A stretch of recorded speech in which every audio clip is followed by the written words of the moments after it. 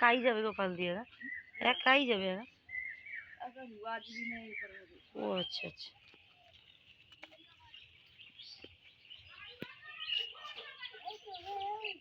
বাহ, গাঁড়া ফুলটা ফুটছে এর বাগানে, কত সুন্দর।